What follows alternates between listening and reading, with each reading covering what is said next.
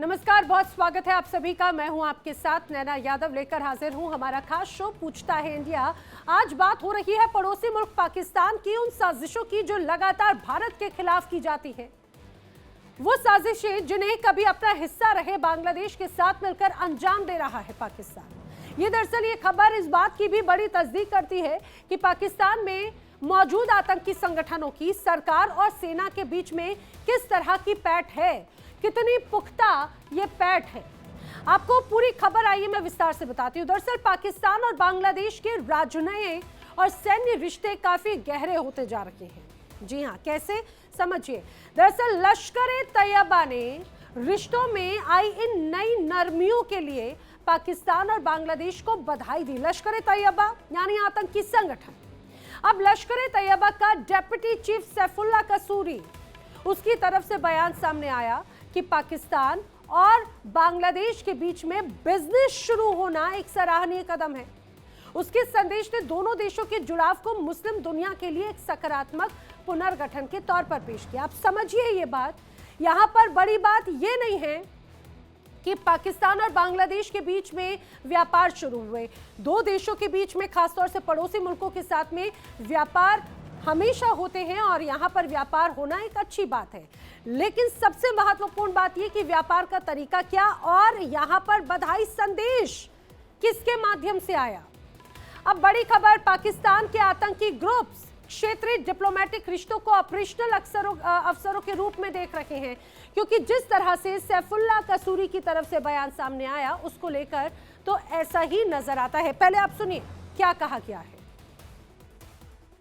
पाकिस्तान और बांग्लादेश के दरमियान तजारत का जो बाकायदा आगाज़ हुआ है ये काबिल तारीफ़ है, काबिल तहसीन है। पाकिस्तान मरकज़ी मुस्लिम लीग इस मौका पर पाकिस्तान और बांग्लादेश दोनों मुल्कों को और उनकी हुकूमतों को मुबारकबाद पेश करती है और हम ये उम्मीद रखते हैं कि ये तजारत का बाकायदा आगाज़ हमारे लिए कुर्बतों की नई राहें जो है वो इंशाअल्लाह मुहैया करेगा।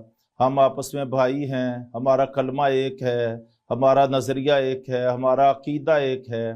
तो इस मौका पर नहायत काबिल तहसीन है तजारत का बाकायदा आगाज़ होना। ये इंशाअल्लाह आने वाले वक्त के लिए नए उफ़्क़ तलाश होंगे। दरअसल ये सैफुल्लाह कसूरी है, लश्कर-ए-तैयबा का टॉप कमांडर, और ये वो कहा जाए सैफुल्लाह कसूरी है जिसने कुछ समय पहले एक वीडियो उसका वायरल हुआ जिसमें उसने कहा कि पाकिस्तान की सेना उसे इनवाइट करती है अलग अलग कार्यक्रमों में हिस्सा लेने के लिए और बाकायदा जनाजों में नमाज पढ़ने के लिए जाता है सैफुल्लाह कसूरी।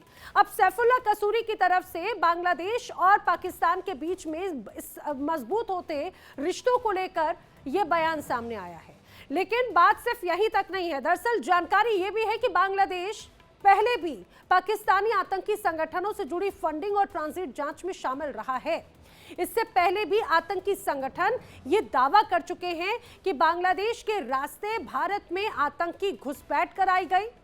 आपको ये भी बताते हैं कि बांग्लादेश से पाकिस्तान के मजबूत होते संबंधों को आतंकी मौके के रूप में आखिर क्यों देख रहे हैं। दरअसल बांग्लादेश में कट्टरपंथी सरकार के आने से पाकिस्तानी आतंकी संगठनों के हौसले बुलंद होते और मजबूत होते नजर आते हैं। भारत और बांग्लादेश के बीच में 4096 किलोमीटर की लंबी बॉर्डर है, लंबी सीमा है।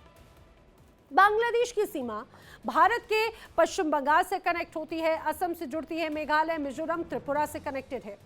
भारत और बांग्लादेश के बीच में ज्यादातर सीमा पर एक तरह से फेंसिंग लगाई जा चुके हैं, जबकि कुछ जगहों पर अभी भी, खासतौर से वहां का टेरेन इस तरह का है, वहां का पहाड़, वहां का जंगल या नदी होने की वजह से बाढ़ नहीं लग पाई है और ना ही वहां पर ये इतना ज्यादा इजी है। अब बांग्लादेश से भारत में घुसपैठ होती है इन्हीं जगहों के माध्यम से, इन्हीं का ही सहारा लिया जाता है। आम लोग या पीड़ितों की आड़ में अक्सर आतंकी भी घुसपैठ में कामयाब हो जाते हैं, अक्सर हमने देखा है। और बड़ी साजिशें भारत के खिलाफ अब आजकल इन्हीं हिस्सों के माध्यम से हो रही है। यानी कि साफ है कि पाकिस्तान और बांग्लादेश के जो रिश्ते हैं वो सामान्य होने से भारत में घुसपैठ का खतरा बढ़ सकता है। हालांकि भारतीय सेना तैयार है, लेकिन बड़ा सवाल पाकिस्तान की मंशा पर है। क्या पाक सरकार आतंकियों पर लगाम लगाने के लिए तैयार है? क्योंकि ऐसा लगता नहीं है।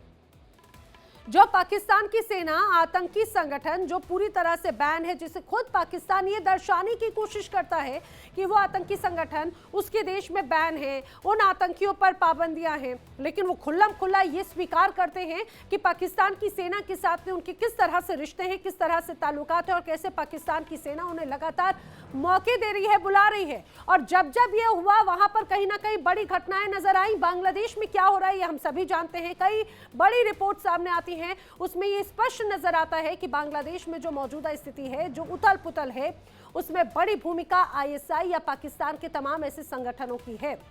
और इसीलिए बड़े सवाल खड़े होते हैं, क्या पाक बांग्लादेश संबंधों में मजबूती से आतंकियों को फायदा होगा? क्या आतंकी घुसपैठ के लिए बांग्लादेश बॉर्डर का इस्तेमाल कर सकते हैं? क्या पाकिस्तान आतंकी संगठनों पर लगाम लगाने में नाकाम है?